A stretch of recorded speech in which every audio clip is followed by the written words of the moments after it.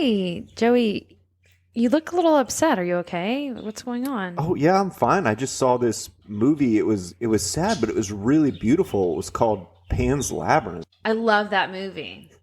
Really? Yeah. Wow, it's so good. It's that little girl is so brave, you know?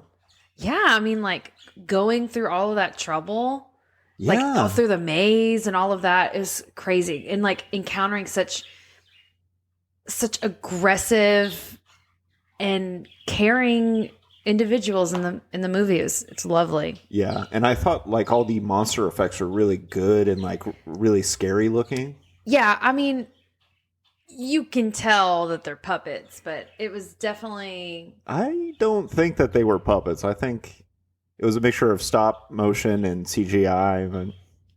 But I don't think that was happening in the 80s. well, 80s. Yeah. Well, anyway, I just thought like I was really upset when the girl dies at the end. It really affected me. The girl doesn't die in the end. Yeah, she does. It's like a big part of it. She's saving her brother and she dies. No.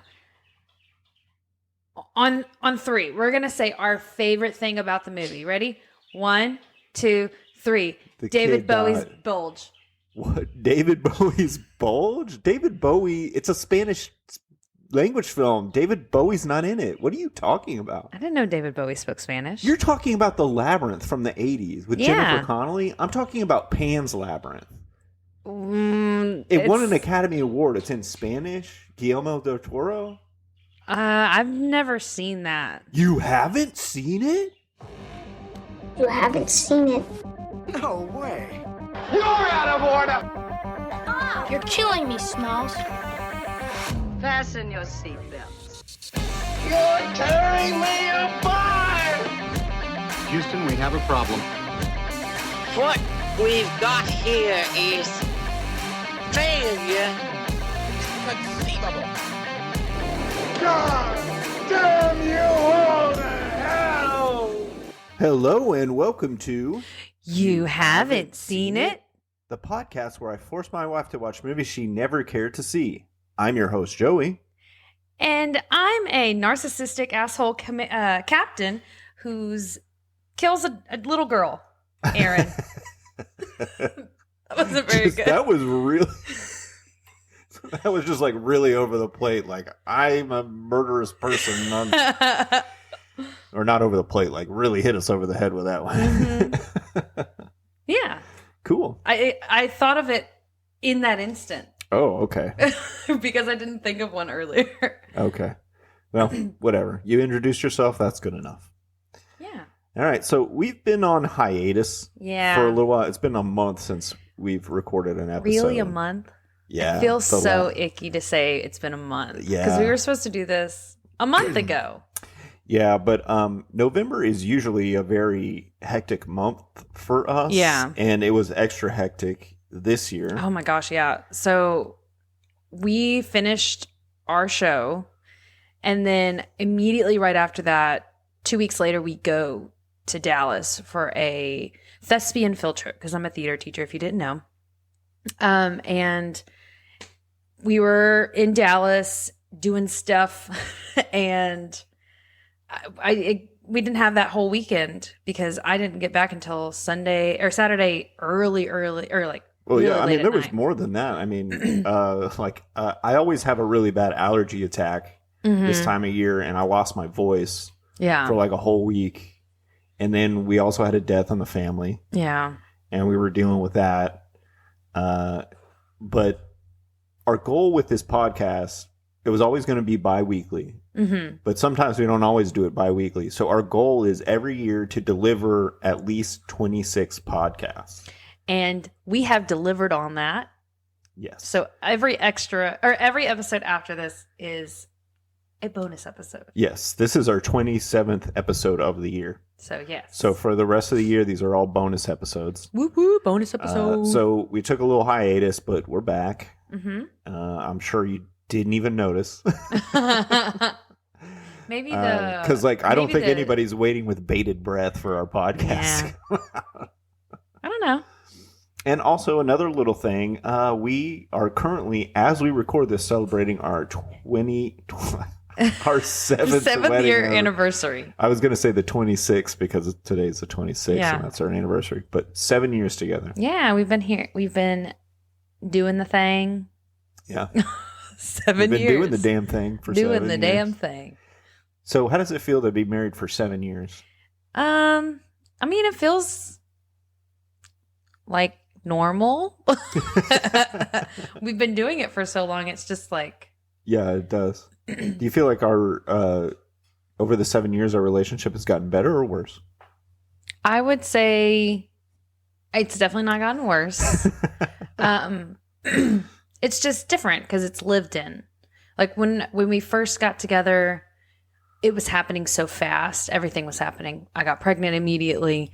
We had a baby within the first year of being together, and then we had a baby, a little newborn baby before our first anniversary. Yeah. And then before our first dating anniversary. Yeah. So we weren't even together for a year before we had a child together. Yeah. And then a year after that, we got married, and like our lives, I've gone to college. You finished college because you were in college when we first got together. Yeah. You finished college and worked several different jobs. Yeah, I worked a lot of different jobs. And so it's not, I don't think it's definitely not worse. Oh, jeez. But it's just lived in. So we've just been. Well, I'm just going to say, I think it's gotten better. I think our relationship has gotten better in the 7 years. Yeah. Personally. But you don't have to agree with me. That's fine. Well, no. Why do you say that? Fine. I don't know. I just feel like it has. I feel like we mesh better together, and we both have grown a lot more. Yeah. I personally have grown. I was thinking about it yesterday. Like after getting together with you, I personally have grown so much. I've made feats that I never thought I would be able to, and a lot of it is thanks to you. Oh, because you don't have to say that. Well, I mean, but it is true. Going to college, like you were the support I needed, and you've always been there for me through everything, and I appreciate you for everything that you do, because you're a fantastic husband and a fantastic father. And Joliet is so lucky to have you, and I'm lucky to have you. All right. If you're trying to make me cry on this podcast, you're succeeding. But it's true. Well, thank you. I appreciate that. And I couldn't imagine being married to anybody else. You make my life better. Because of you, I actually care about myself. I would have been, before you and Joliet, I would have been fine just suddenly dying in my sleep. But now I don't want to. And I've worked on my health, both my mental health and my physical health, so that I can be around longer, so that I don't die young and leave you guys with a bunch of life insurance. Just kidding. I don't have any. All right. Like one thing I want to say, and then we can finish it, is we both also have, like, we've come from nothing. We were dirt poor when we first got together. And I wouldn't say I came from nothing. But no, I'm saying like we came, like together we got ourselves out of poverty almost. It was tough for a while. Yeah, we did. We lived below the poverty line for a couple years. And we've come to build this like fantastic life for us. Like it's not fancy by any means, but it is perfect and comfortable for both of us. Yeah, and all our of child. So yeah, we've grown a lot together. Yeah. I always used to say early in our relationship, because I was in college. I went to college later in life, and no college student ever has anything. And when I finished college, I didn't find a good job right away. So I would always say, like, I can always be sure you'd never married me for my money. Yeah. Because it's Very true. much so. I had a shitty apartment and a car. Yeah. 2 shitty cars. Yeah, and same for me. Yep. Yeah. And we've built such an amazing life so far. Yeah, I we can't really wait for have. the next 7+ years to see what it brings us then. Yeah. So yeah. Now let's talk about death. Oh, okay. Oh, also, I'm also celebrating my 5-year anniversary at my current job. I've been at the same Yeah. job for 5 years, which is weird. The longest I ever worked anywhere was at Blockbuster Video for 2.5 years. Yeah. And then the Army, I was in the Army for 8 years, but you move duty stations and stuff, so it kind of is not the same thing. But yeah. So Yeah. I'm not going to say the name of my employer. I don't know why, but I don't want that out there. Yeah. And anyway, Cool. so today we are going to be talking about Pan's Labyrinth. It is a 2007 film by Guillermo del Toro. Guillermo? Guillermo del Toro. 2006. Sorry. Oh, okay. I forgot to look this up. But it is a Spanish language film. The Spanish title is El Labyrinto del Fauno. So the Labyrinth of the Faun. It was produced by Guillermo del Toro, starring a bunch of people with Spanish names. So did you know anything about this movie before we watched it? So before we watched this movie, I didn't know what it was about. My coworker, we work really closely together. This is like one of his favorite movies of all time. He speaks Spanish, so he probably got to watch the movie and just enjoyed it for all of its quality, Right. without having English subtitles to read. Yeah. But he loves this movie, and I totally see why he loves this movie. I knew about Pan. Like, Pan is a mythical faun creature who Yeah. plays the pan flute. Yeah, I knew that. So, like, whenever I heard Pan's Labyrinth, I didn't really understand what it meant. And then when we started watching it, I saw, I guess his name is Pan. But he just calls him El Fauno because that's what he is. Right. And so I was guessing that it's his labyrinth. Yeah. So yeah, that's all I knew about it. I only knew that it was someone's favorite movie and it was in Spanish. Yeah, I saw this movie. I remember when it came out, and I wanted to see it, but I didn't. But I heard it was really good, and I'm pretty sure it won an Academy Award.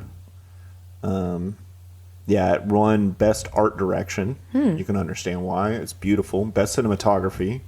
Yeah. Also very beautiful. Best Makeup. And it was nominated for Best Original Screenplay, Best Foreign Language Film, and Best Original Score. Then the 79th Academy Awards. Yeah, and I it wasn't until 2011, 2012 I saw it for a Spanish class. We had to watch a Spanish movie in Spanish and then like write a paper on it. And I was blown away by how good it was. I love this film. And even though it's in Spanish, like the dialogue, there's not a ton of dialogue. It doesn't feel like the dialogue is very important. What little there is, Yeah. But you're not just sitting there like reading subtitles. Yeah, the whole you can look at the movie and you Yeah. can see everything on the screen. So it's a lot of fun to watch. We watched it earlier this month when we planned to do the podcast, and then we watched it in the car while our daughter was in a dance rehearsal. Well, and honestly, we were totally fine with watching it over again. Yeah. So that says a lot about the movie. It was a long rehearsal, so we were done watching the movie before the rehearsal was even over, and I enjoyed it. I enjoyed watching it a second time. Yeah. Because it's that good. A All third right. time, you mean? The third. Oh, yeah, because I watched it for that Spanish class. All right, so what were your general impressions of the film? Well, having to read in Spanish is difficult, but something that about this is there's a lot of preconceived notions in my head of like how Spanish sounds, because we live in Houston and there's tons of Hispanic people, and their Spanish is way different than the Spanish that they're speaking in this. It's very flowy and soft in a way that's softer than even the Spanish that's spoken at my school. You think so? Yeah, I feel like it's very elongated. It's not, and I don't even know if that's actually the right way to say it, but it's different, and I can hear the difference, but I can't tell the difference. I bet someone that speaks Spanish would be like, yeah, these are the things that they say that they're saying. And like there were some words that I know in Spanish that I heard them say, and I was like, oh, that means this, and it was. Yeah, there's a lot of basic Spanish vocabulary. Like when you're learning Spanish, there's so many words in this because there's a lot of like familial things, like brother, father, sister, brother. What else? Baby. Medicine. Things that the doctors were saying. I heard a lot of. And it's all like storytelling, which like she tells a story to her baby brother at one point, right, yeah. And all of the storytelling kind of aspects are very like childlike, and I think that's what made it so soft, maybe. Right. Or maybe that was the direction that they were going with. Is whenever you say this line, even like it was mostly like with the girl and the mother and Mercedes. Right. They spoke very soft and fluid and like long, elongated. And Pan, his like Spanish was so, I don't know how to describe it, but it's kind of lofty. It was lofty and like light and like very emphasized. It was beautiful. It was beautiful to listen to. Yeah. Well, I don't know what dialect of Spanish is. It didn't even sound like Spain dialect because like in Spain they have a very because the French are close. Because they had some king with a lisp or something like that. So like the Spanish dialect, like what they actually speak in Spain, they do it. Has a lot of but when people talk really fast, it sounds like to me anyway. Oh.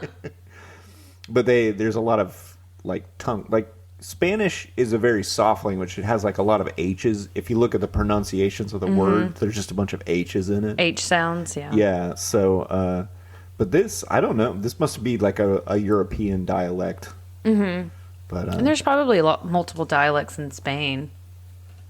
Yeah, there could be. I don't know how big Spain is really. Or like, maybe it was comparison. I don't know. Maybe because it was a period piece too.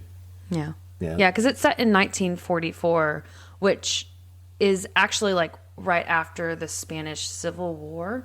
Yeah. I didn't, because watching it the second time, I didn't really think about it the first time. I thought it was more like centered something around the Holocaust, because it, like the clothing, the costumes, the makeup, the hair, all look very 1940s. And so I was like, oh, it's around the Holocaust.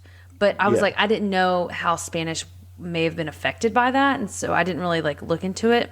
But then watching it a second time, I was able to like really understand what they were talking about more so in it. Like they were talking about things that were very specific to the Spanish Civil War and not the Holocaust. Yeah, because Spain didn't participate in World War II. Like, because like Italy and who else? I don't really know who didn't participate. But anyway, there was the Allies, which were like America, England, and I guess Russia, and were the big three. And then the Axis was like Germany, Japan, and Italy. And those are the big three. But since Spain was having this civil war going on, they didn't really participate in World War II. Oh, okay. Because they had their own thing going on. The movie took place in 1944, and World War II ends in 1945. And in this movie, it was Franco Francisco was the guy who was trying to take over. He did take over Spain. And they had already won the war by this point. And he would be the dictator over Spain, or whatever they called him, until 1975. Oh my gosh. Yeah. So when this takes place, like, it's already bleak. The guerrillas trying to take back Spain, they've pretty much already lost the war. Then these guys that are hiding up in the mountains, it's just like a last ditch effort. So they don't really make it that clear in the movie. Yeah. But that's not important, because you're just supposed to be focusing on like the personal dramas of the people. Yeah. Yeah. But I don't know much about this Spanish Civil War, so. I don't either. I'm terrible with history. I learned all this because I was trying to figure that out too. I was trying to, like, the first time we watched it, I was trying to figure out, like, did they have some sort of attachment to the Nazis or something? That's what I was thinking. I was like, are they part of like this like Nazi thing? But when I was reading it, it was the Republicans were trying to, are left leaning. The Republicans in Spain are left leaning. They're the at the time anyway, or still. I think still, okay. Possibly. I'm not positive. I've heard that, like, when in European countries, when you say like, oh, they're the Democratic, the Democratic are the more conservative ones, and the Republicans are more left leaning. Right. Because in America, they flipped at one point. Maybe they didn't flip over there. I don't know. But but they were opposing the nationalists, and the nationalists are the ones that were with Franco. Right. Anyways. Yeah. Other thoughts about the movie. It is beautiful to watch. Yeah. The transitions that they have, it's not just like, they all have purpose. Like when the girl's walking in the woods and she passes behind a tree, and then it passes into the men riding their horses. There's lots of those transition, and it's consistent throughout. So Yeah. when they do that, it happens like often. Yeah.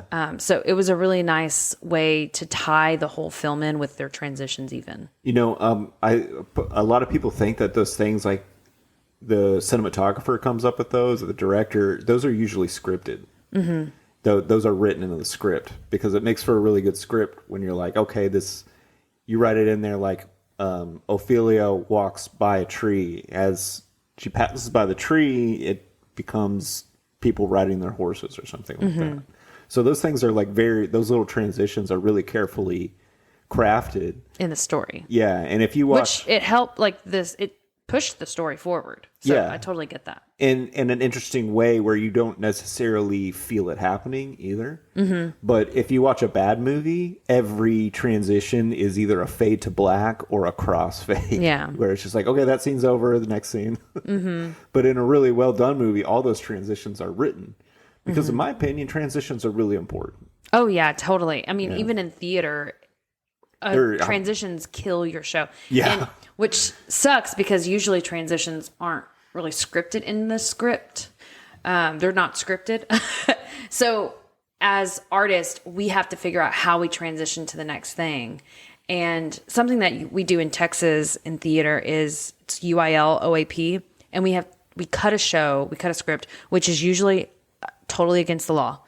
But for some reason, Texas is allowed to do it. But we take sometimes a full-length script and we cut it down to 40 minutes. And figuring out how to transition from one part to the next it's all art. Like, it is all directorial. So it's interesting to hear that they're scripted in movies and TV shows, I guess. Yeah. Yeah, but I mean, plays are different because, somebody writes a a stage play, and then it's going to be performed. They know it's going to be performed over and over and over again by different people. Like, if you look at a screenplay and a stage play side by side, they look nothing alike. Oh, yeah, totally. Yeah, because I'm sure you've seen it. But, yeah, it's interesting. But that's one of the reasons that theater is so different from film. Like, people think it's the same. Yeah. But it's not. It is very different. It's a very different artistic medium. They have some crossover, but they're very different. All right, anything else that you noticed about the movie? Something else I want to know more about is Spanish folk tales. I wonder if Pan or the Faun is a more like Spanish talked about folk tale, and I would be interested to see, because the one through line through the movie is that the little girl is storytelling throughout. There's storytelling throughout the beginning. It starts out with the Faun talking about a story. Yeah, he's telling the story about the daughter who left. Like, she was the princess of the underworld, was Yes. it? Okay. But it talks about the princess of the underworld, and then it goes into this time period that we're in, and then she goes and tells another story, and all of it is like storytelling. So I'm wondering like what impact storytelling has had through Spanish culture and like folklore. Yeah, I didn't think about that, but now you've got me really curious. It's like, what is like the Spanish folklore from Spain? You know, and how much of that has to do with the film? Yeah. Yeah, that's interesting. Something I really like about this movie is how I don't think there's ever been a movie like this made. So we made fun of it in our intro with Labyrinth. Yeah. Labyrinth is a movie about a girl who gets whisked away to a magical place. Yeah. And tries to rescue her brother from bulging penis David Bowie. And then of course He had to have had a cup in there or something. I don't know. And then there's plenty of war movies out there, especially period piece war movies, because people love to romanticize like past wars. But can you think of a movie where like one half of it is about a war going on and the other half of it is about a little girl trying to get back to her rightful family in some fairy tale world? Yeah. Like it's magical realism for sure. I was something that No, I just mean like that idea, like putting those two things together. I can think of nothing like that's been done before. movie wise, yeah. Movie wise, yeah. But I've heard of and read and seen plays that do that. Which is called magic realism. Like No, I know what magical realism is. I'm saying, have you read a play where there's a war going on and a kid is having a fairy tale fantasy at the same time? I'm talking specifically about not that specific story, but I know what magical realism is. I'm saying like this is Saving Private Ryan and Labyrinth shoved together. I don't know Saving Private Ryan. Saving Private Ryan, that it's that war movie. It's a World War II movie with Tom Hanks. I don't know it. Okay, it doesn't matter. Yeah. Do you know World War II movies? Yes, I know World War Okay, II. imagine a World War II movie that you know, and there happens to be a kid in it who's experiencing a fairy tale at the same time while Tom Hanks is shooting Nazis. Do you know of a movie like that? Okay, I don't know of a movie like that, but I'm saying that there are plays that revolve around war and this magical element. Okay.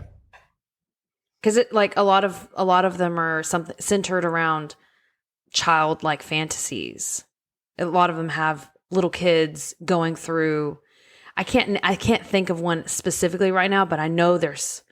I just think several. you don't want to let me have this. Okay, you can have it.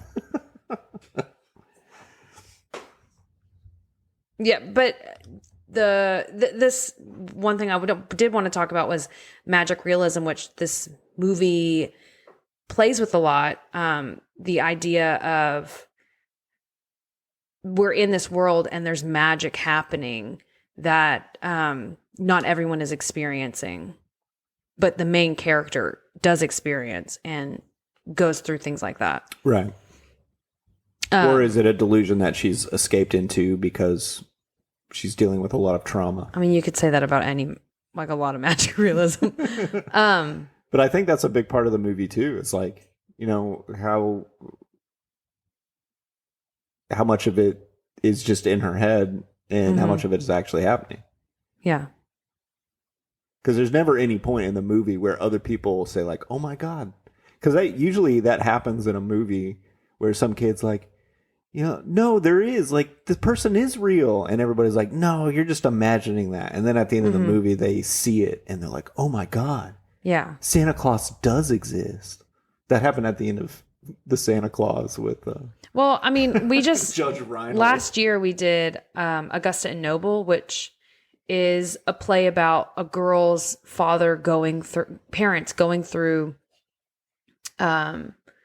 traveling from Mexico, and they go all the way to Chicago, and the voyage that they take to get from Mexico to cross the border with a coyote, and dealing with like she's reliving the things that her parents went through as her own traveler. Yeah, I saw that play. Yeah, I would say this is very much in line with both of these. This movie and that play have a lot of parallels to them because of the magical realism aspect and dealing with a difficult thing.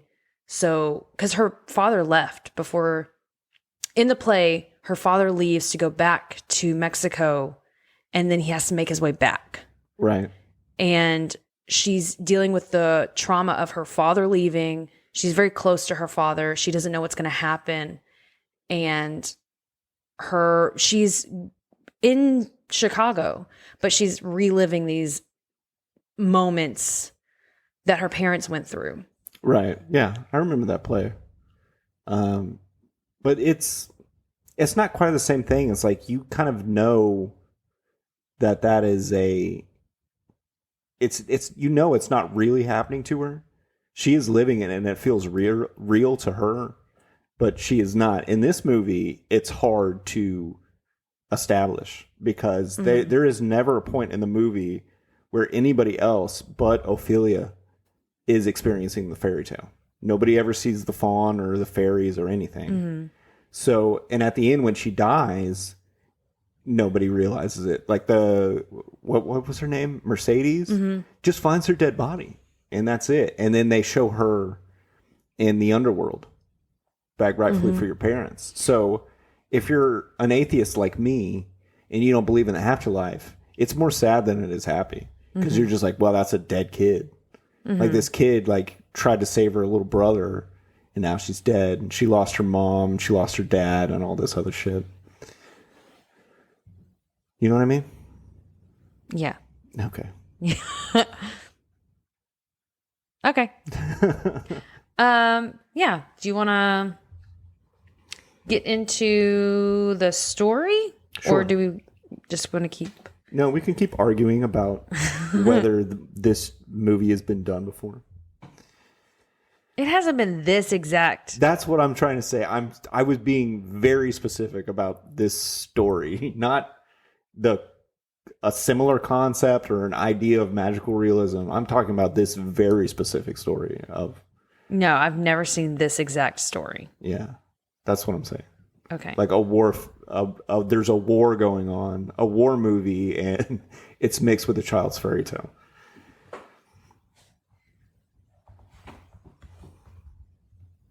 Okay. So, like we said earlier, the movie starts out with the faun telling the story of the Princess Moana, who is the princess of the underworld. And she leaves to go to the human world and she dies. I don't really remember exactly how he said she died, but She does. And the king set out to have her reborn into the real world, and so that she could come back to the underworld. Right. But when we watched it, I was reading Wikipedia for this part, so I don't remember what happened. I mean, it shows the end of the movie at the beginning, and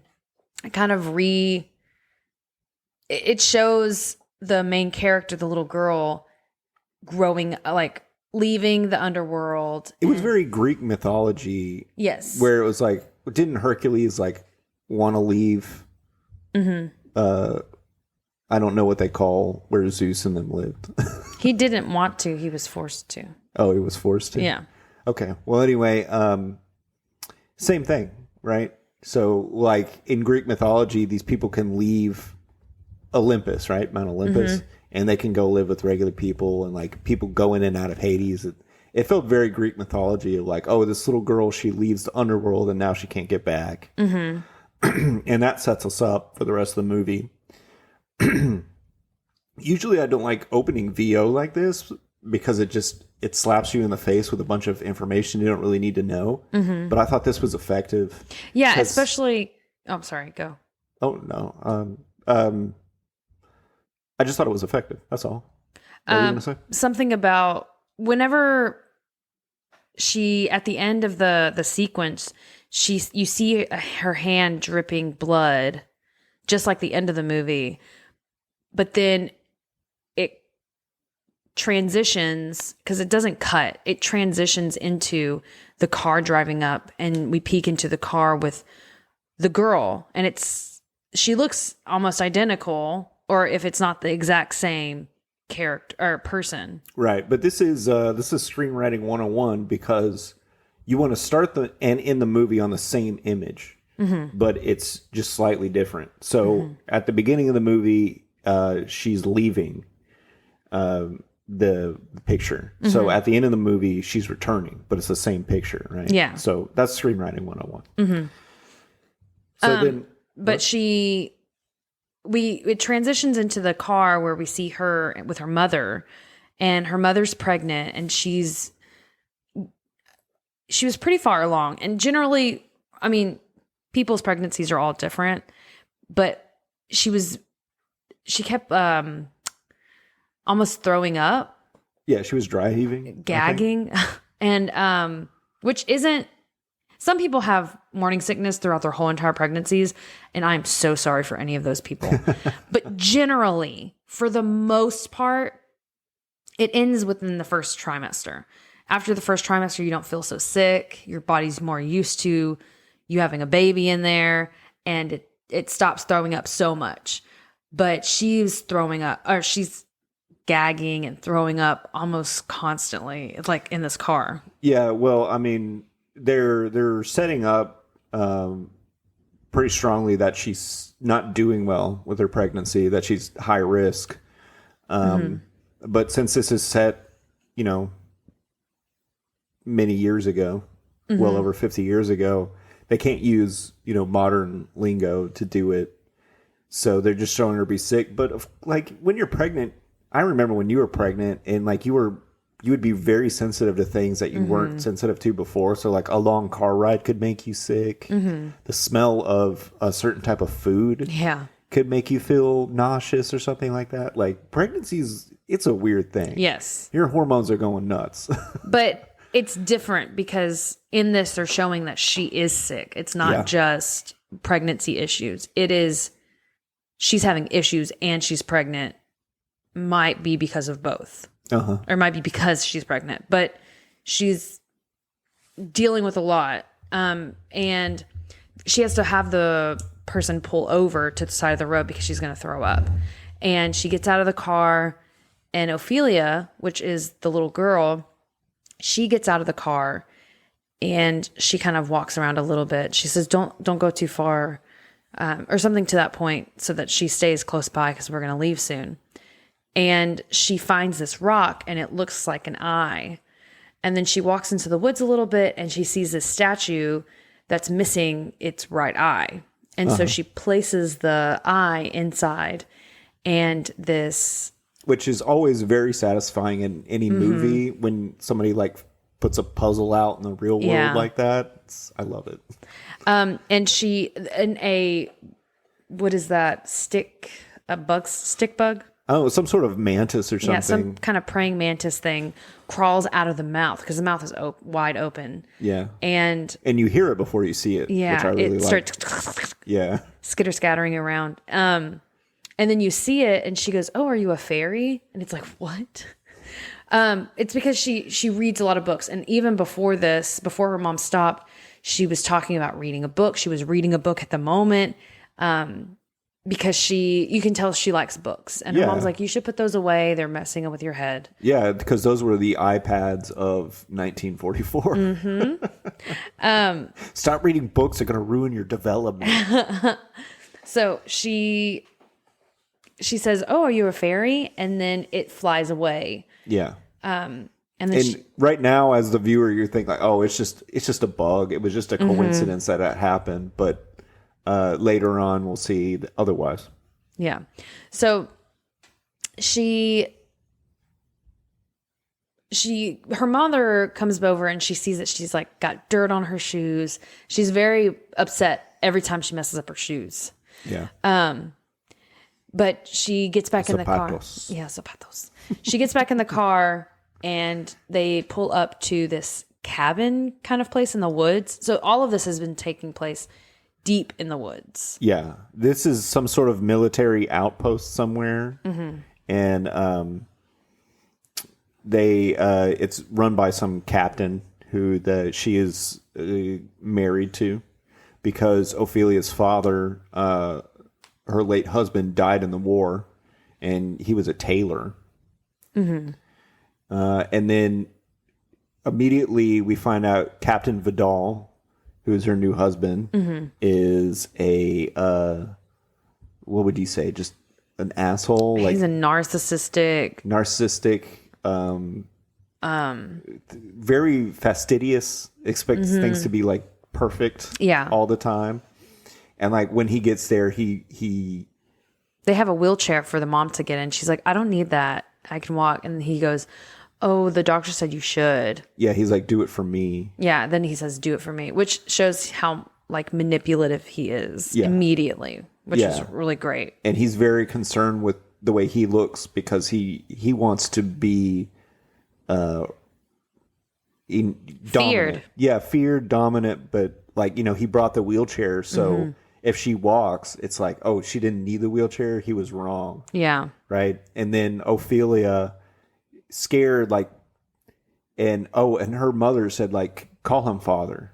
Yeah. Because he's done all this stuff for us. And she gets there and she puts her hand out, like she's going to shake his hand, but she puts out her left hand. Yeah. And he goes, "That's the wrong hand." And he squeezes it. Yeah. He gets mad. And you can tell that he's being aggressive with a child. So, like, they have really set up this character from the very beginning. Like, this is a guy that should be feared. Yes. So they get into the house and the mother is laying in bed, and the mother lays in bed for the rest of the movie almost. Yeah. The mother is not really all that big of a character in the movie. Mm-hmm. You can tell that there's a lot of love and connection with the mother and her daughter, but she isn't like a huge character. Yeah. And then we are introduced to the maid, Mercedes, and she's having like a private conversation with the doctor. Mm-hmm. And it kind of sets up that they are informants. They're kind of undercover. Yes. So the doctor and her are having this. She's talking with the captain, and he goes, "Go get me the doctor." And so she goes downstairs, and I didn't notice this the first time we watched it. I didn't notice that there was this big exchange. I thought he was just trying to do things under the table to help her. Right. But now watching it a second time, I was like, oh, he knew he was helping them from the beginning. Which you can tell that the doctor wants to help people. He doesn't want to hurt anyone, but he's just been brought up in this place, and he's like, I don't want to hurt these people, even these gorillas. I don't want to hurt them. I want to make sure that they're okay. Because that's what I'm a doctor. I'm here to help people. Yeah, I think his character, he didn't really, at the beginning of the movie, I don't really think that he was on anyone's side. He's like, I'm a doctor, I'm going to do my job. But then Mercedes sort of enlists him to help out with the gorillas, and then he sort of changes sides. Yeah. And he has an interesting character arc. But she says they need antibiotics. And so he gives her a vial of antibiotics, which is in like this little glass vial. And then she does something with it, and then she tells him to go up to the captain. He needs to see him. Yeah, and also Ophelia, who really can't even understand what's going on, she catches them talking and is kind of like, wait. I didn't even notice her the first time we watched it, listening in on that. Yeah. So that's what put in my head, this has all been happening. I didn't realize that Mercedes was helping out the guys out in the woods until she saw her brother.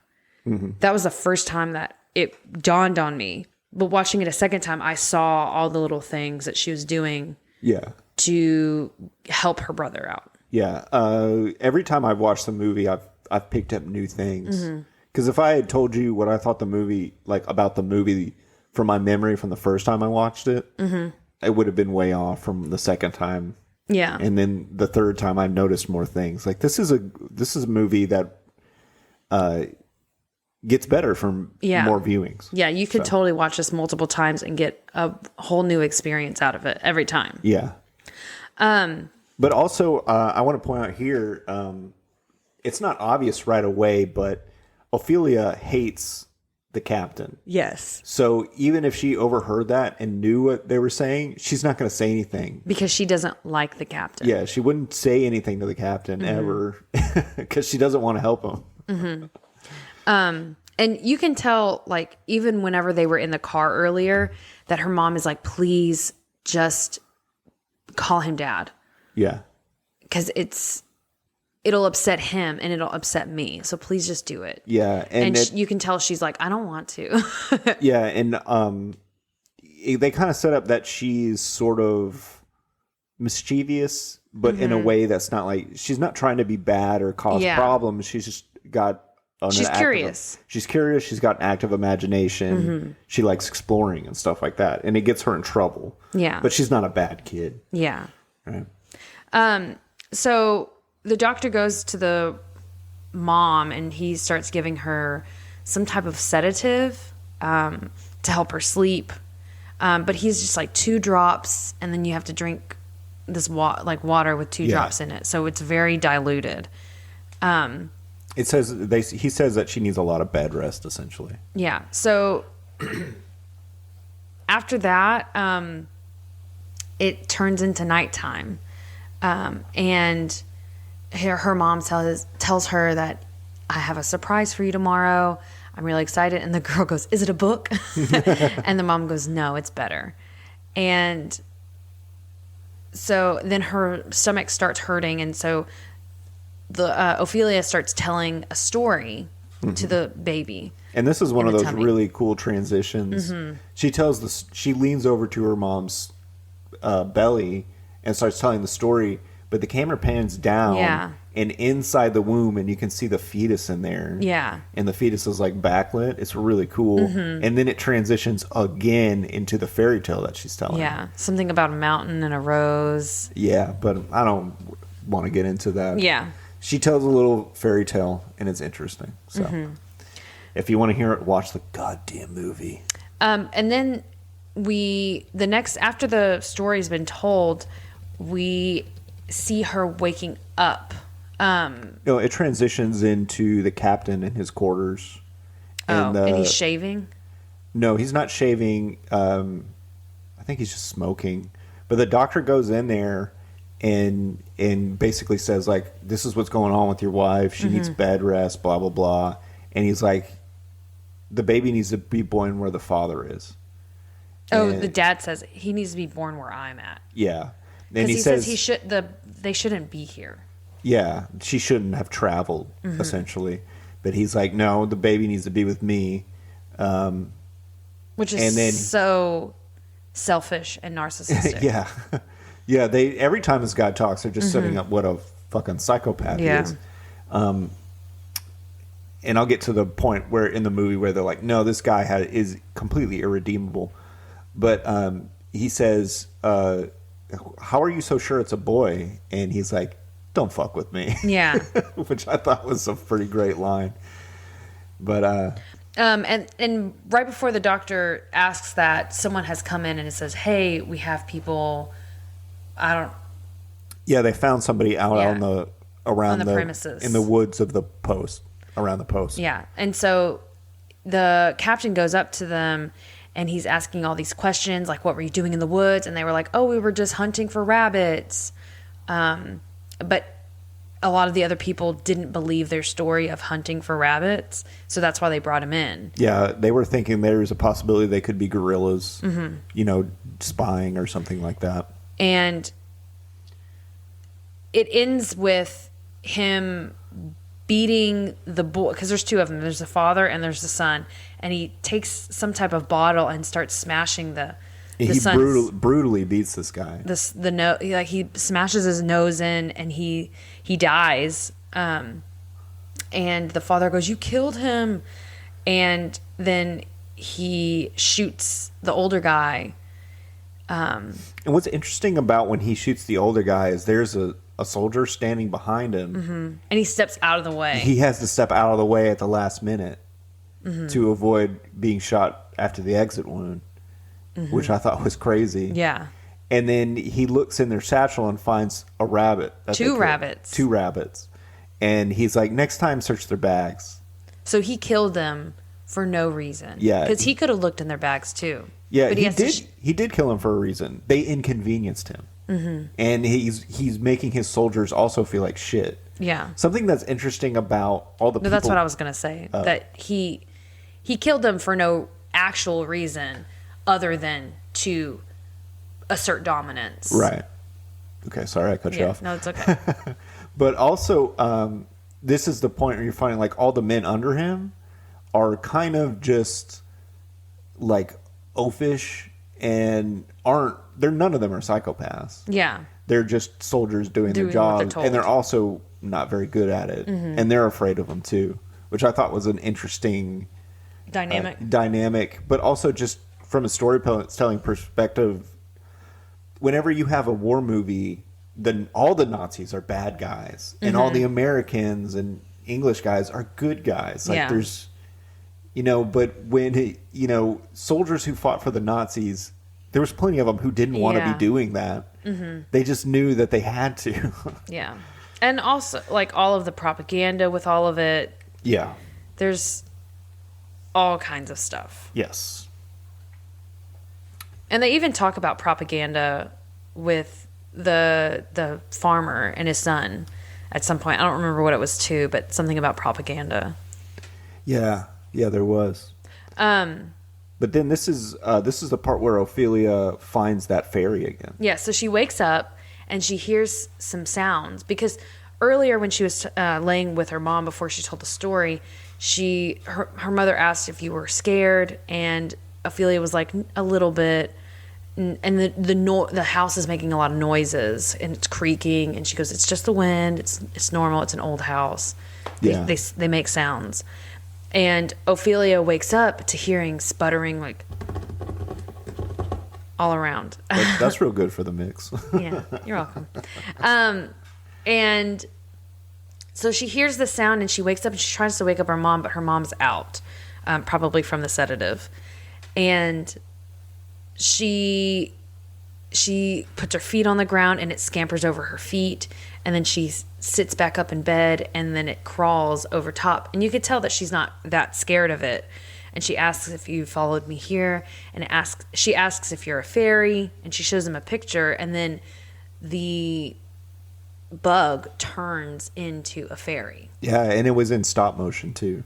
Mm-hmm. Like I think it looked really good. I like that in this really movie. Cool. They didn't. There's maybe not a lot, but there's some CGI in this movie, but they don't rely fully on CG for every effect. There's a lot of practical effects, a lot of good makeup effects, and this was one of them.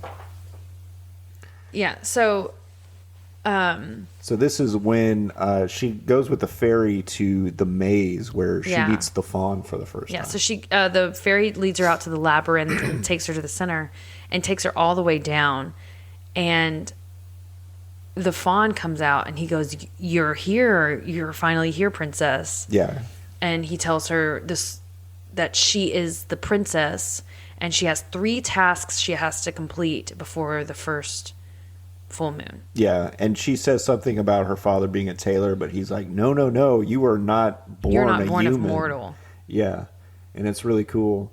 And it gets you really hyped up to see, like, what's going to happen now? Like, what are these tasks? Like, it's so cool. This is when the movie really starts getting going. Oh, yeah. This is like the beginning of the second act. So the next, he gives her this book, and inside the pages are blank. And he says, whenever you're alone, open the book, and it'll tell you what to do. So he gives her the book and a bag. We don't know what's in the bag yet. And so the next day, she goes back to her bed and goes to sleep. And the next day, she's getting a bath, and her mother is smiling, and she's excited. And she goes, "Hurry up and take your." She shows her this dress that she made for her. She said, "There's a dinner tonight, and you're gonna wear this dress for the captain and everyone, so that you look all nice and pretty." Yeah, and and one thing we skipped over that's kind of a part of the movie is the captain is repairing a watch, like a pocket watch. She was repairing it. Yeah, or cleaning it maybe. But anyway, I know a lot of you Gen Z have never seen a mechanical watch before. I'm kidding. But anyway, he's cleaning it out, and there's a crack on the front of it. And then we'll find out what that is at the dinner.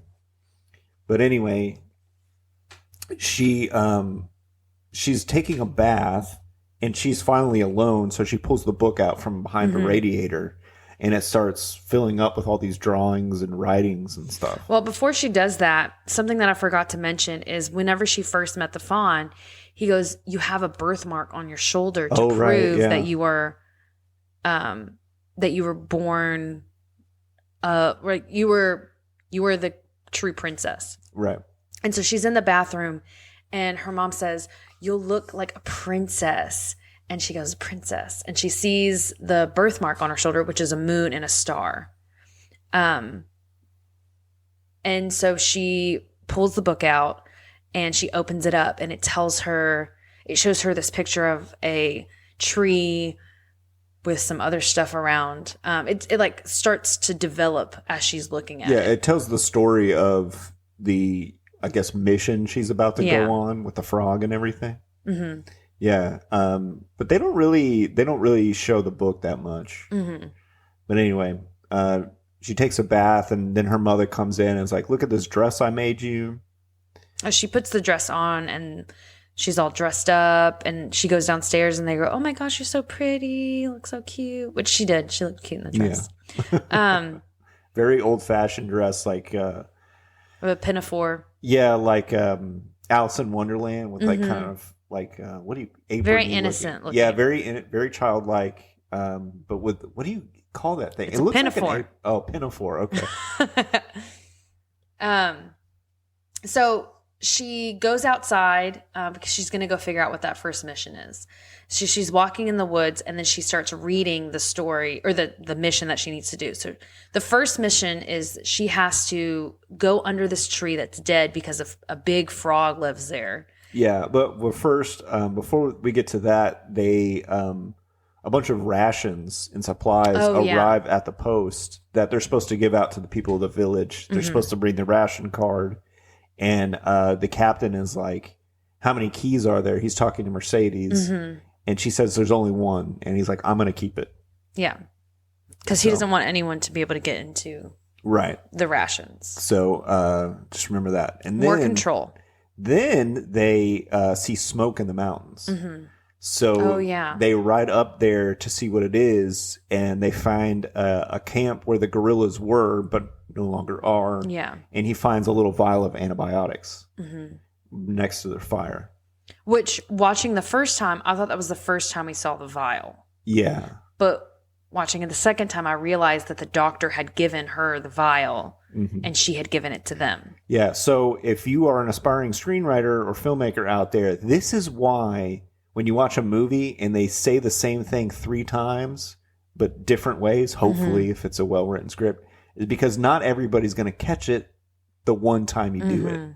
So you got to hit people over the head with important details 3 times. Yes. Right. So we're going to see that vial a few more times. Yes. So she goes into the woods and she has to go under this tree to find a frog that's living there and eating all the bugs underneath. And there's 3 stones that was in the bag. Well, was it he's causing the tree not to grow? Yes. Okay. So he's preventing the tree from growing. So she has to give him these magical stones to kill it. Right. And so she steps, she looks down at her shoes, and she has brand new shoes with the dress. It wasn't just a dress, it was also brand new shoes, and they're pretty and nice.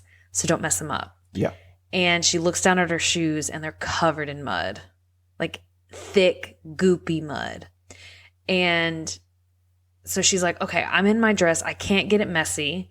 Let me put it up on a branch. And then, so she's wearing a slip and she goes inside the, underneath the tree to go find the frog. And then we see the wind start picking up and pick up her ribbon. So you know that the dress is going to get destroyed. Yeah. And then it flashes back to the captain finding the camp, and they're leaving, and you see the gorillas come out of the forest. This is the first time you see the gorillas. And as they're riding away, they come out of the forest because they're watching them. Yes. So at that point you realize, oh no, they didn't screw up and leave this fire going. They were trying to draw them out. Yeah. So anyway, and then it splashes back to Ophelia, who finds the frog. Yeah. So she's crawling and she's covered in mud. There's bugs all over the place. One crawls up her arm, which was whenever you're watching this movie, you can feel everything. Like the visuals that they give you seem so tangible. Like looking at the mud on her shoes, I remember mud on my shoes and I was like, oh, that looks like that thick mud that's like almost slimy. It's so thick. And like all of it's very tactile. Watching this movie. So she like flings this bug off and she finds the frog, and there's a bug that crawls on her face or somewhere on her, and it slings its tongue out and eats the bug. And it's goopy and slimy, and all right, enough of the goops and the slime. I'm sorry. She drops the rocks. But I like when she goes in there and she goes, I am Princess Ophelia and I'm not afraid of you. Yes. She's very clearly afraid of it. And she's also like, she says something to the point that you should be ashamed of yourself being under here killing this tree, taking all of its life and eating these bugs. You're disgusting. And then it burps in her face, which also shows the tactile likeness of it's very visceral, I guess. Yeah. And she drops the stones and she picks them back up, and she picks up a fourth, what looks like a stone, but it's actually a bug, and it unfurls and she goes, I have the idea. So she holds her hand out, says, you want the bug? And she puts it in her hand. She says, I have 4. And it slings and eats the rocks or stones, and she digests them, or it explodes, or it vomits up its insides. Like vomits all its insides up and then just deflates. Yeah. It doesn't explode. It was very weird. Yeah. But interesting. So then she sees the key at the top and she grabs the key out and she walks out of she crawls out of the tree. And you see her dress on the ground, all muddy. And she's like, oh, shoot. She's covered in mud. Yeah. And then back at the post, there's this big dinner that's happening that she was supposed to be at, and no one can find her. And this is where they talk about the significance of the watch. Like somebody who's there that was that served with the captain's father, he says like, oh, your father died and all his troops died. And then he smashed the watch on the rock as he died so that his son would know like that was when what time it was when a real man died or something like that. So you kind of get this idea that, oh, maybe the captain's a piece of shit because his dad or he does all these things partially because his dad was like, you're a failure or whatever. And I thought that was an interesting thing that I didn't pick up on. I didn't pick up on that at all. Yeah. But I've got daddy issues, so I notice things like that. So we get to she's walking out of the woods when Mercedes comes out, and she has this lantern and she's like flashing it. She's trying to signal to the gorillas. Yes. And then Ophelia just happens to come out of the woods. Yeah. And this is the second time Ophelia has seen Mercedes trying to talk to the gorillas. And so she brings her inside. She takes the mother out of the room. The mother has this weird conversation with these two ladies. And the captain makes her mother feel small. And so she's taken out and she's like, I'm so upset with you, Ophelia. She's in the bathtub getting washed off. She goes, I'm so upset with you. But more so, the captain is upset with you. And she gives a little smirk, which I thought was so perfect. Yeah. And this little girl's performance is very understated, which I like. You see so many movies with kids in it, and the kid is like wise beyond their years or like super precocious. She feels like a real kid. Yes. And that moment, especially, it was like, yeah, I made I got in trouble, but I made someone mad who I wanted to make mad. Yeah, so good. Yeah. I'm glad he's upset with me. Maybe he'll make us leave. Yeah. But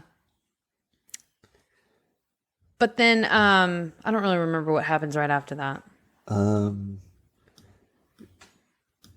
Happy she pissed off Captain. Oh, well, the captain, it comes back to the captain, and he talks to the people that he's having dinner with, and he tells them everyone in the village is only going to get one ration per day. Oh, yeah.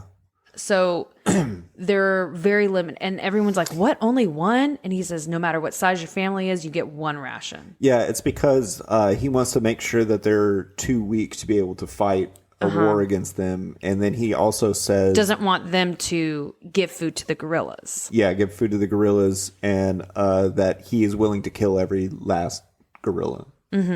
Anybody who opposes the new regime. And then she sees the faun again.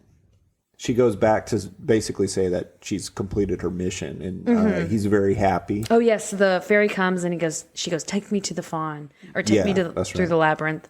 She goes to the faun, and he tells her, good job, you did great, but you're not done. Keep your key, because she tries to give him the key. Yeah, and also there's a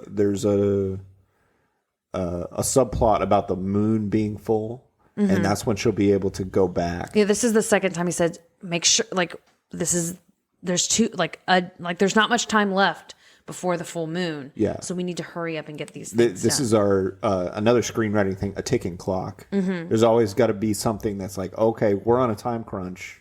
That's why, and I was just thinking about this the other day.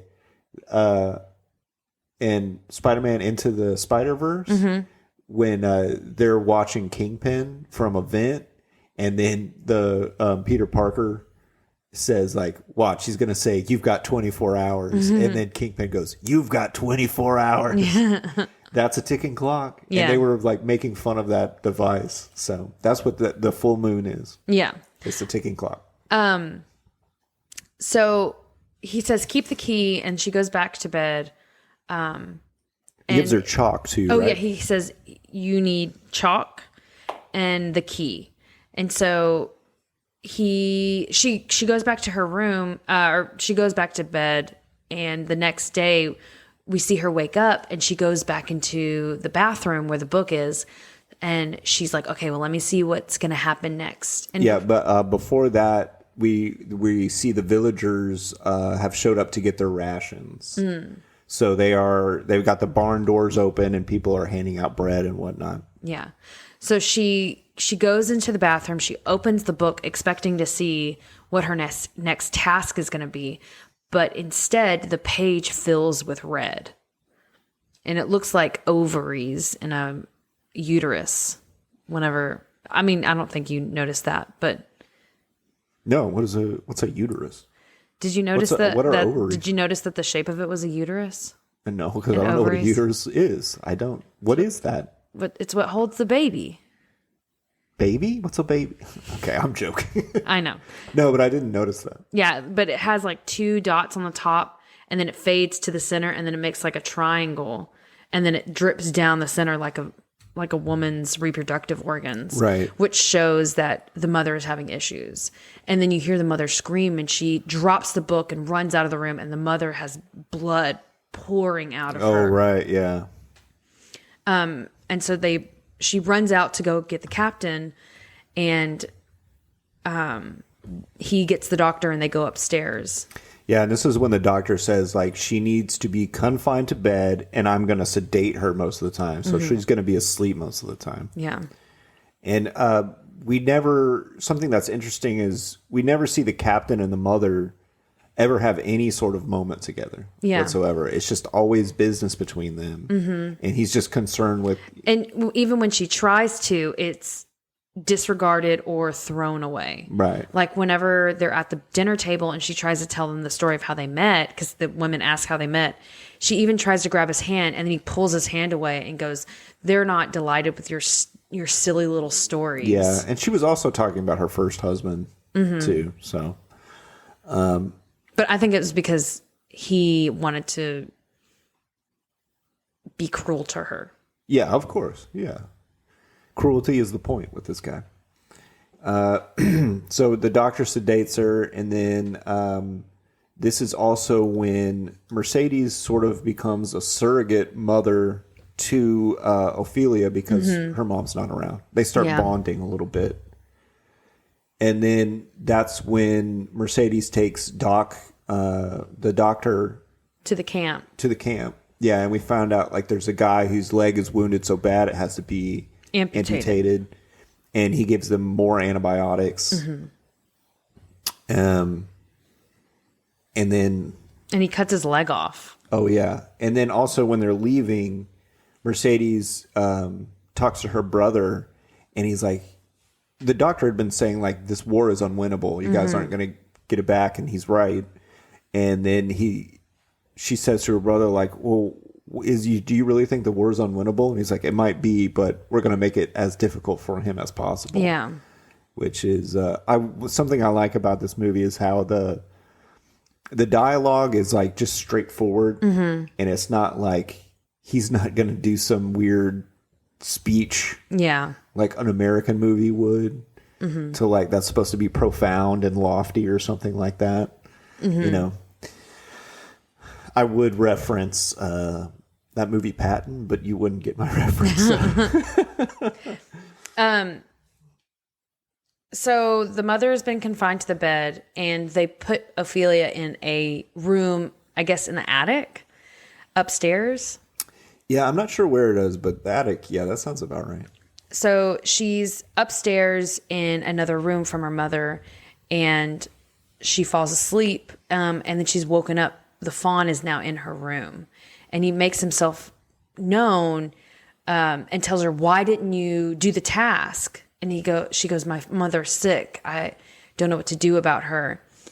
And so he gives her something else. He gives her he gives her a mandrake root. Yeah, he gives her a mandrake root, and he says, "Put this under her bed." Yeah, and what was interesting to me is he says this is a root that wants to be a human, which I thought was weird. Which is what a mandrake is. I've heard of mandrakes before. What's a mandrake? Is it like a fairy tale or mythology? Yeah.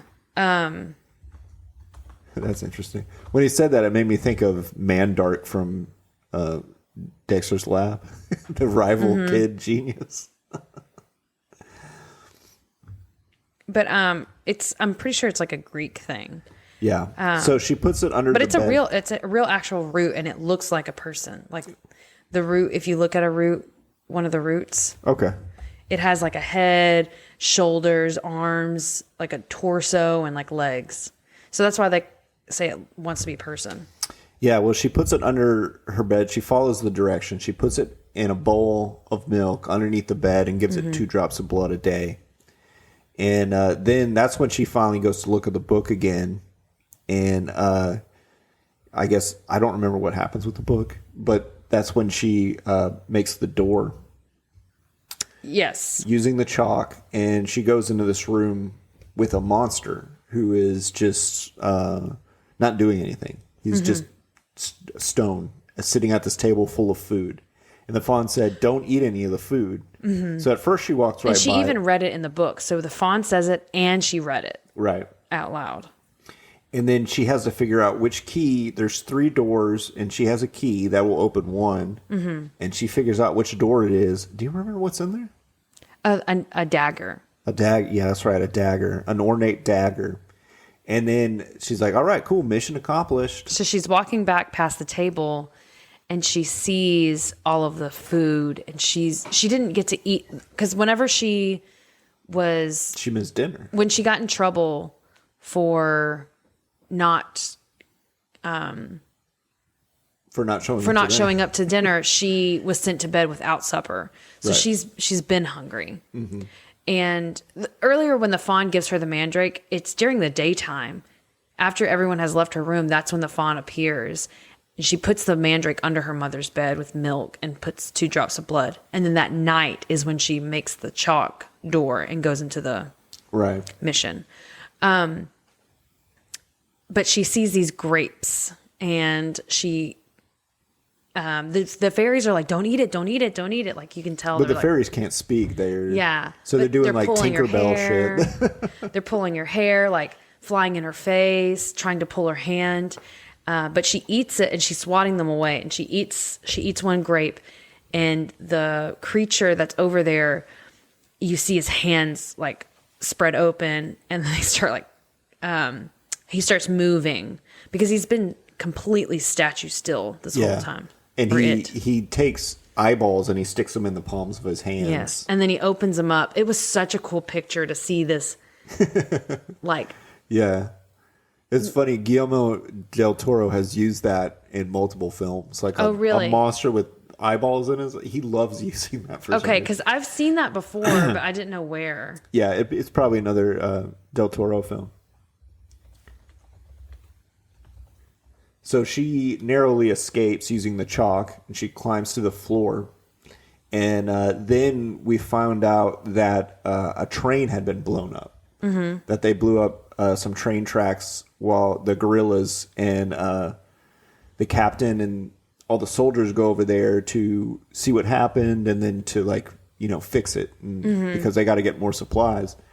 And while they're over there, they find out that their supply closet had been raided by the guerrillas. So they weren't just blowing up the train. They were trying to because they didn't take anything from the train.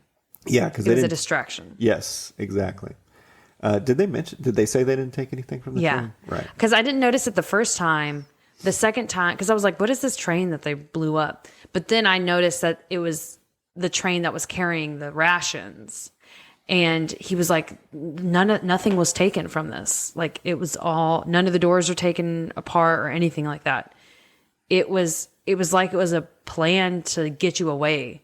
And he goes, it was a plan to get us away. And then they ride back and the door is open. There's an explosion, or they turn around. There's an explosion by the camp or the cottage or wherever the base. Yeah. But it's smart. I don't think anybody listening is going to be like a war general or anything, but if you want to fight a war without killing a bunch of people, like civilians, you can choke off the supply chain. Because if they can't get supplies, they can only fight a war for so long. Yeah. So it's smart on 2 levels. They take away rations and they take away the rail that receives more supplies for them. So But Ophelia takes these bites of these grapes, and the creature starts to wake up. And We already talked about this part. well, she's chased out of the place. And she, I already said all this when we were I'm looking sorry. here. Anyways, after the train cars exploded, They capture the gorilla that stutters. yes, Because we in an earlier because scene, they chase him out in the woods. yeah, in an earlier scene, we're introduced to one of the gorillas who's a stutterer. Mm-hmm. He's trying to read a newspaper, and he's reading about Dwight D. Eisenhower's troops in World War II. Which Something I thought about something in France. yeah, because World War II is going on at Mm-hmm. the same time, so they're reading about it, and I thought that was cool that they name Tied it drop. in. Yeah, they tied it into some American stuff that was going on at the same time, and so he gets captured, and the captain's gonna torture him, and he says, "If you can count to 3 without stuttering, I'll let you go." And it's very nerve wracking because he counts to 1 and 2, and then you're like, "Come on, man, you can do it. You can make it to Tres. 3." And he stutters on 3, and then he hits him in the face with a hammer. Yeah. and that's the transition to the next scene is the hammer swiping across the face, which was gross. Yeah. That night, after all of that has happened, Ophelia is woken up by the faun again. And he goes, your mother is getting better. She, because during this, whenever the explosions were happening in the daytime, the doctor had gone up to her mother and he was like, her fever has reduced. And he goes, is it gone? He goes, no, it's not gone, but it's reduced a lot and she's doing a lot better. I don't know what happened. I don't know what this miracle is, but she's doing better. And the captain says to him, I don't care what you have to do, but save the boy. If she has to die, that's fine. And and Ophelia's underneath the bed. Yeah. He says, if I don't care what happens, but the boy needs to live. And so that night, the faun goes, oh, your mother's doing better. And she goes, yes, and I had an accident.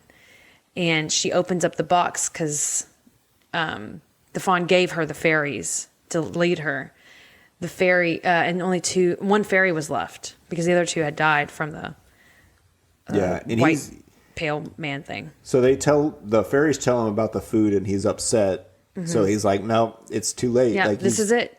You're never going to see us again." So you're like, this is pretty much the beginning of the 3rd act. Like all the shit is hitting the fan. You're like, she's not going to get in there. Her mother's going to die. This guy's torturing gorillas, and that's when they go to get the doctor because he's been torturing this guy, and he basically wants him to fix up the gorilla, wounds. fix the wounds of the gorilla so he can torture him more. Yes. And he has a clash of consciousness. Well, he was talking to the gorilla, and the gorilla says, I've talked. I didn't say much, but I talked. And I just kill me. Please kill me. And so he injects him with something to... It's probably just like some sort of painkiller or Like something. morphine. But he administered too much because Yes. it's the same thing with like morphine. You can kill somebody if you give them enough morphine. Yeah. So while he's doing that, the captain goes over to his bag, his little doctor bag, and he finds a vial of antibiotics, and he's like, "Oh shit!" Like Yes. he's helping him out. But then he goes up into the room and he finds Ophelia underneath the bed with a root, and he's like, "What is this smell?" And he finds a root, and he rips it out. Yeah. He goes, this is what was underneath her bed. You're filling her brain with crazy stories. Yeah, but he's about to possibly kill her. Yeah. And the mother's like, "No, please stop." Like, let me deal with her. Yeah. I can fix this. Yeah, and then the mother also doesn't believe in the mandrake root, and she throws it in the fire. And as soon as it starts squealing, she starts becoming in pain. Yeah, she gets ill. The whole time the mandrake root was underneath her bed, she was doing better. She was stable. Because the mandrake was taking all of her pain and everything. Right. It was taking on the issues that she was having. Yeah. And then the captain goes back downstairs and confronts the doctor, and he's like, I told you to keep him alive. And he's like, I know you did, but I didn't do that. And this is another example of like really good, like just a straightforward interaction between these two gentlemen, like no lofty language or anything. It's like, yeah, I know what you told you, but I didn't do that. Yeah. And he walks away, and the guy shoots him. I think that was the moment when he was like, when he killed him, he knew that this was it for him. The doctor? Yeah. Yeah, like I think the doctor knew that he was going to be killed too. Yes. So the doctor, after he killed him, he was like, I'm not going to put up with you anymore. I'm done. And he's leaving, and he shoots him. And that's the end of the doctor. Yeah. And then like things are going really fast at this point. So now the baby is coming. Like, yes, because she's after in the labor. mandrake was killed, the mother needed to go into labor. Right. And Ophelia and the captain are just both sitting outside the room. Waiting. Yeah. And the maids are bringing out piles of sheets that are covered in blood. And the Mercedes even closes the doors to make sure no one can see. And then a doctor comes out, and he goes, a different doctor. He says, your wife is dead. I'm sorry. Right. And he goes inside, and you hear a baby crying. So you know that the baby's okay, but the wife didn't make it. Yeah. And then next we see him. He's in his quarters, but he's got the baby off to the side in the quarters. And the maid comes in there. He calls the Mercedes in there, and he's like, he tells her that the lock for the supply or the rations wasn't open. Forced. Right. And he's like, but I was the only person who had the key. Right? There's only one. Right. So he's sort of like torturing her in a way. Yeah, because he tells her, go get me some liquor. And she goes, okay, I'll go. And he goes, wait, you need my key because it's the only one, right? So it was a very swift way of being an asshole. Yeah. And he's just torturing. Like, this is just psychological torture. And he's probably going to kill her. So, and she knows that. So she tries to run away in the middle of the night. And she goes to Ophelia, and she goes, Ophelia, I'm leaving. I can't take you. And Ophelia's like, please take me. Please take me. So she takes her with her, and they run out into the woods. And they don't get very far. Yeah, him and his men are waiting on them, and they stop him. Yeah, that's probably because he knew, like. Yeah, as soon as she leaves, she's going to try to get out of here. So then she is now in the same place that he tortured the stuttering gorilla. And he ties her up. Yeah, and you're like, well, shit. And they've set up throughout the movie that she keeps a knife in her apron, right? And so she was able to cut herself out of the ropes while the captain is like, doing his like psychological scare tactics. And she stabs him in the shoulder. Oh, she stabs him more than in the shoulder. Oh, no, yeah. She stabs him at least 3 times. Well, she stabs him in the shoulder. He turns around. She stabs him in the chest. Yeah, in the chest. And then she puts the knife in his mouth and says, if you hurt Ophelia, you're not the only pig I've gutted. And she like cuts his mouth open like Joker. So you know how I got these scars on my face? Yeah, and what a great Joker impression. This is terrible. I'm one of the people who didn't like that performance. The Heath Ledger performance. Yeah. Anyway, so this is an interesting character turn for her because she's never stood up to this guy before. And she's always been operating in the shadows. Yeah. And so she's like, she says like, I'll gut you like a pig. And then she tries to make a break for it. Yeah. She walks out of the barn and tries to pretend like everything's okay. Right. And then some guys see her and they're like, they let her go. The O-fish guys who were under the captain. Yeah. And they're like, what? But then they chase her up. And this is I really love this part. Because they chase her up into the mountains on horseback. And they stop her. And you think like, oh, shit. And they're in this field, she's done. She's done. This is it. The doctor's dead. She's, of course, going to die. and then they get ambushed by the gorillas. Yes, and they kill all of them except for 2. Yeah, I don't know. Yeah, I think they didn't kill 2, and then because they got away. Yeah, and since Captain was injured, he wasn't able to go with them. Right. So then we go into the captain's quarters, and he is cleaning his face from the blood and everything. And then you see him. Oh, it was so visceral seeing him watching him sew his mouth shut. So painful looking. Which was really it was really well done. All of the the gruesomeness in this movie is pretty well done to where it's not so gruesome that you can't watch it, but it's just enough to make you feel icky and pain. Yeah, it definitely gets a visceral reaction from you without being too hard to watch, for sure. Yeah, and he sews up his face, and then the faun visits again, and he's like, "I'm going to give you one last chance. You have to go get your brother, and you can't ask any questions. Right. But you need to get your brother as quietly as you can and bring him to the labyrinth." Yeah. And she's like, "I'm trapped in here. What do I do?" And he's like, "Create a door." Yeah, and he gives holds her up the chalk, which is cute. Yeah, I like that. So the stuff that she used earlier is now coming back. So we go back to the captain's quarters, and she had snuck in there, and she poisons his liquor, right? Well, or was that the maid? After he she's downstairs and she sees him take a shot, and the pain that he feels when that alcohol burns up his mouth. But then he leaves for some reason. I can't remember exactly what. And she puts some drops. Oh, it's because the people that are underneath him, they come back into the camp, and one of his officers comes up and says, "Captain, this person, they were injured, and they have things to tell you." So he goes to go talk to them.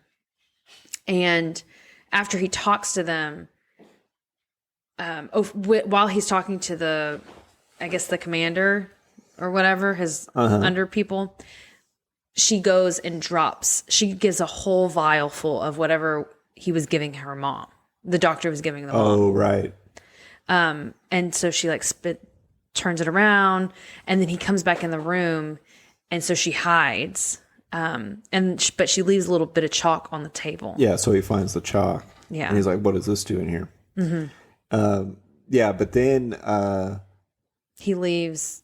Yeah, I stopped taking notes at this point because it was just too good to turn away from. But she grabs her little brother, and she's about to walk out the door. And then they come back. And so she goes and hides again. And he goes into the room, and he takes that last shot. Right. But then he sees her in the doorway. Because there's an explosion. Yeah. So there's an explosion, and he turns around and he sees her. And he's like, bring him back here. And she goes, "No." And she turns around and runs. And then... And he starts being all... They do some sort of weird camera trick that manipulates the film in a way to be woozy, but they don't overdo it. And it was really good. It made me feel woozy. Yeah. But he's trying to go after him, and the sedatives are taking effect. And she runs out into the labyrinth. The labyrinth. And he chases her to the labyrinth, and he's on her tail the whole time. Yeah. Until the very end, where she gets to a dead end, and then it opens up, the walls open up for her to get to the center, and then they close right behind her, and the captain comes right up. Right. And she runs into the faun again. And then he's like, "Okay, now give me your brother, because we need blood of an innocent child to open the portal." And she's like, "No, I'm not going to do that." And he's like, "I told you not to question me. And this is how it's going to happen. I'm not going to hurt him." But she's like, "I'm not going to let my brother go." Yeah. And he's coming with me. Yeah. And then the captain comes up, and when it's from his point of view, it shows her back and she's talking to nothing. To nothing. Right?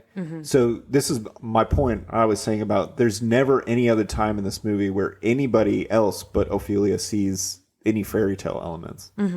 All the way up until the end. This is when a normal movie would do that. Yeah. And this one doesn't. And that's what I really like about it.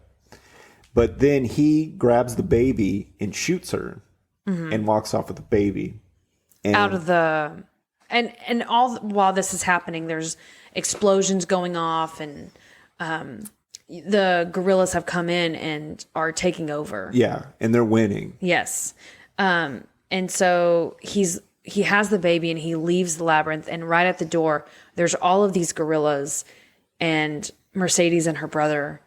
And he gives the baby to Mercedes and says, tell the baby who I was and my time of death. Right. Which ties here it comes back. the watch. Yeah, it ties shows back to the watch. again. And she goes, the baby will never know your name. And then her brother shoots him. Right. And after he shoots Ophelia, you see her like hold her hand with there's blood, and she falls over and her hand is draped over the edge of the labyrinth, the center of the labyrinth hole. Right. And so her blood is dripping down into the... They show it in the beginning of the movie. It's like this weird pattern in the ground where water would go into it and go through the maze. And it shows her go back to the underworld to be with her real fairy tale parents. Yeah. And she's told that was your test. That was the real test you actually had to do. All of the other stuff was pointless. You just needed to show that you were not willing to sacrifice someone so innocent. Oh, wow. I did not pick up on that. And then, of course, Mercedes comes and finds her dead body lying on the ground. And again, they hit you over the head with like, no, the fairy tale thing was just for Ophelia. Yeah. Nobody else knows about it, which I really like. And that's the end of the movie. Yeah. Credits roll after that. It's a very abrupt ending in a good way. Yeah. I don't need to know anything else that happens. Wrapped it up quite nicely. So, Aaron, I have to ask you, what is your no bullshit assessment of Pan's Labyrinth? I think this is a fantastic movie. I would watch this movie over and over again. It was beautiful to watch. There's so many different elements that you'll pick up every time you watch it.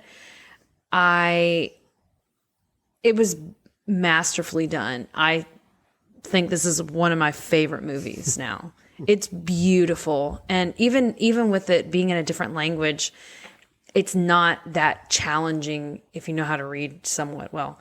And especially me, because I'm a slow reader, it was fine. I wasn't the subtitles disappear. struggling. Yes. After the first 30 minutes, you don't even realize you're reading subtitles anymore. Yeah. Because you're so it's so you're so invested in the story, and the acting in it is done in such a way that it tells you everything you really need to know also, because it's shown. It's not just said. Yeah, and something I really love about this is there's not a bunch of big Hollywood stars in it. It's all actors you've probably never seen before, so it feels more real. You know, you don't be, oh, look, there's Tom Cruise. Yeah. You know? Like, or whenever you watch something, you specifically, and you go, oh my gosh, the Terminator. And he's like, the Terminator is a babysitter or whatever. Yeah. In a daycare. Yeah, I really appreciate movies like that. That like we don't need stars for this movie. Yeah. Yeah. Is that the end of your no bullshit assessment? Yeah, that's it. Yeah. I can't say anything more about this movie that you haven't already said. It's good. It's fantastic. But I will say, Guillermo del Toro, this might have been when I first became aware of him through this movie, but he's made so many movies since then. Really? And he's done television. Jacob was telling me about a TV show called The Strand that he did. That was really good. But this guy, he doesn't just stick to one genre. He's done horror, he's done action, he's done drama, Spanish, English language. Like, he's just a really great director. If you haven't seen his work, check it out. He's got really... do you remember Pacific Rim?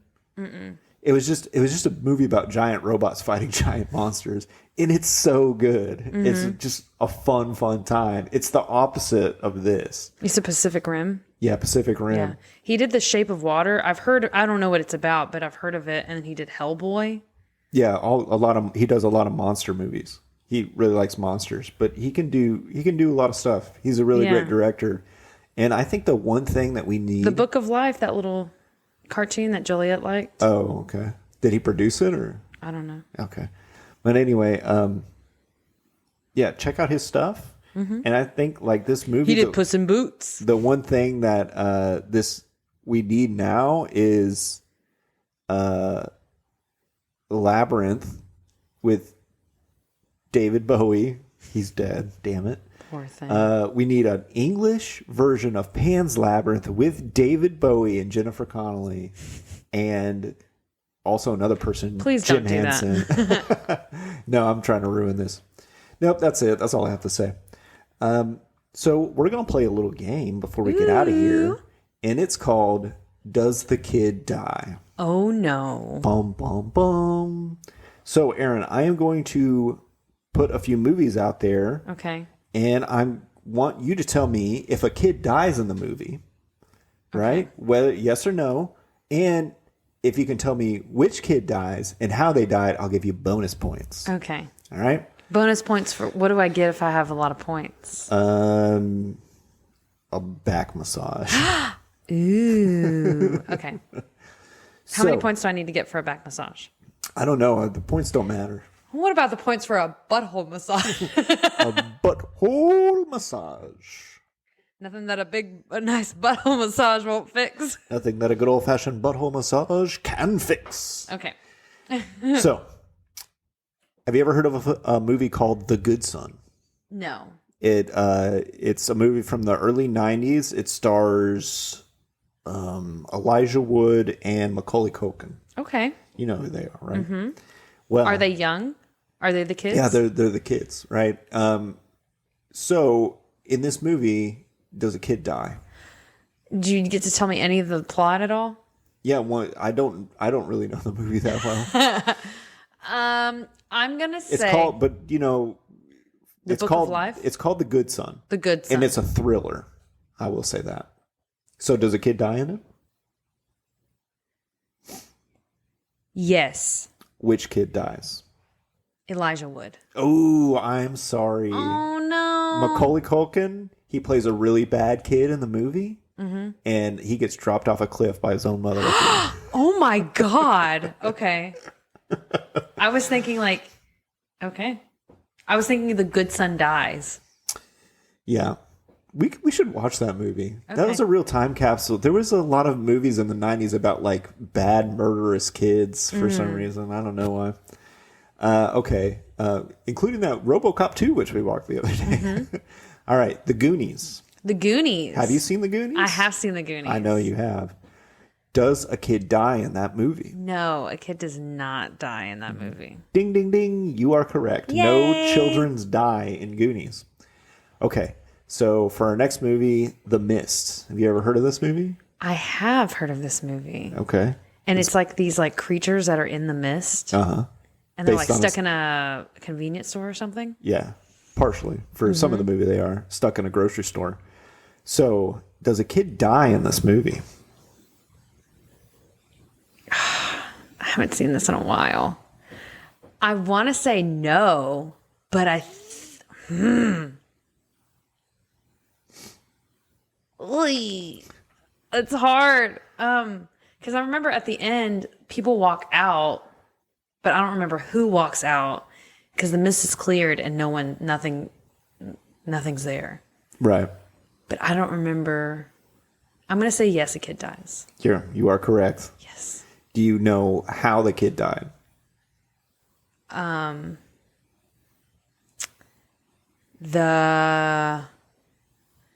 They were running to a car out of the building. No. No. He was shot in the face by his own dad. Oh my. His dad, like at the end of the movie, Aaron Eckhart from. Because they start killing everyone. They're like. And then after they killed everyone, There was like 5 people, and they had a gun with 4 bullets. Yeah. So Aaron Eckhart, or was it Tom? And he was Jane? about to walk out into the mist, and then it clears up. Yes, he shoots and kills his own son, and then tries to commit suicide by walking into the mist, and the mist clears. Oh, I remember that. Yeah. It is a gut-wrenching ending. Yes. Even if you don't have children, you're like, oh my God, that's fucked up. Like, fuck you, Stephen King. Okay. I mean, but it is... All right, so you've got 2 points right now, okay? Okay. Your next movie is Jurassic Park. Does a kid die in Jurassic Park? The first one? Yes. No, a kid does not die. There's only one movie called Jurassic Park. What is the other one called? Jurassic Park 2? Just Jurassic Park World, Jurassic Park 2, Jurassic Park 3. Yeah, the original Jurassic Park. Do any kids die? No. No, you are correct. No kids die in Jurassic Park. So that's your 3rd point. 3. All right.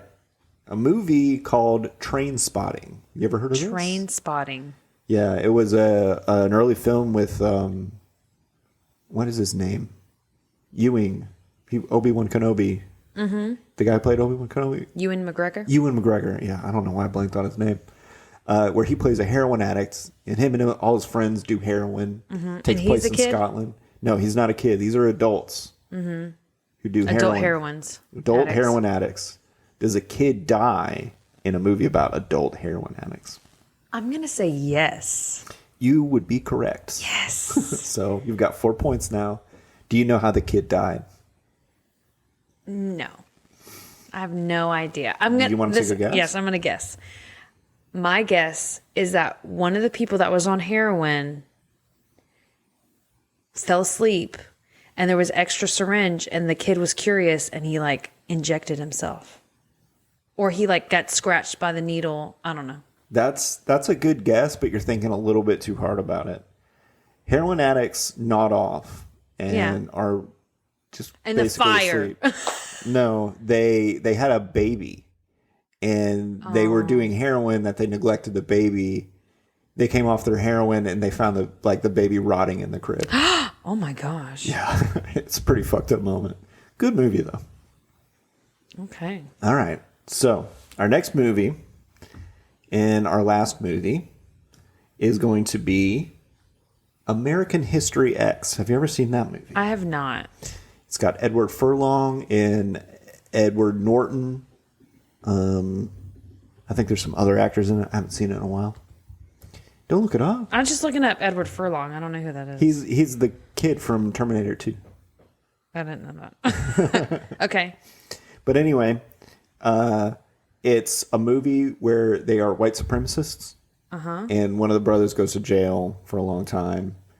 And then comes back and tries to reform his brother so that he leaves the skinheads. So, Aaron, does a kid die in Are they American History kids? X? Edward Furlong is a kid. Okay. It happened in the 80s? This No, movie? is the 90s, like 95, 96 maybe. Good movie, hard to watch. I'm going to say yes. Kid dies? You would be correct. Okay. You have 6 points now. I'm going to guess that a skinhead killed the kid. No. Okay. Edward Furlong, at the end of the movie, he decides to not be a skinhead anymore and be cool with his brother, who's also not a skinhead anymore. And he goes back to school, and one of the black kids that he picked on brought a gun to school and killed him. Oh. Yeah. So there you have it. And I have a game for you, or I have a scenario. Okay. Okay. Let's do it. You ready? Yep. I think you know this movie though. My Girl. Talking about my girl. Does a kid die in the movie? Do you know the movie My Girl? My girl. I saw it in the movie theater with my family. Aw. Yeah, Macaulay Culkin dies. He gets stung by a bunch of bees because he's allergic. That movie broke my heart when I first saw it. I love that movie though. It's really good. My aunt showed it to me whenever I first got my period. I think it's so crazy that they tried to make a sequel out of that movie. It's like, Yeah. what could you possibly... Yeah. Yeah. Fantastic movie. I think we should watch that with Joliet. Oh, yeah, totally. I think she would really Especially like when it. she gets her period. It's a period movie. I think I saw it when I was about her age. Mm-hmm. I don't know when it came out. Okay, we need to figure out what we're doing next. Yeah. So that was... Does the kid die? Does the kid die? Ooh, kid dies. That kid dies. Sorry, I'm opening up numbers so I can see the movie list. Okay. So, you will hear from us at some point. Because as we said earlier, these are all bonus episodes. But the next movie that we're doing is... We were gonna do it for this week, but it got pushed back. Obviously, it's a movie called Smoke Signals. Thanksgiving is also Native American Appreciation Day or whatever. Mm-hmm. God, I feel so stupid. That's not what it's called. But we honor Native Americans also during this time of year. So I wanted to do a movie written by Native Americans, starring Native Americans, and that is about what they actually deal with living on reservations and stuff like that. So it's called Smoke Signals. Came out in the 90s. Great movie. Okay. Yeah. Sounds good. Cool. Well, that does it for us here at You haven't seen it? Thanks for tuning in. Bye. Bye.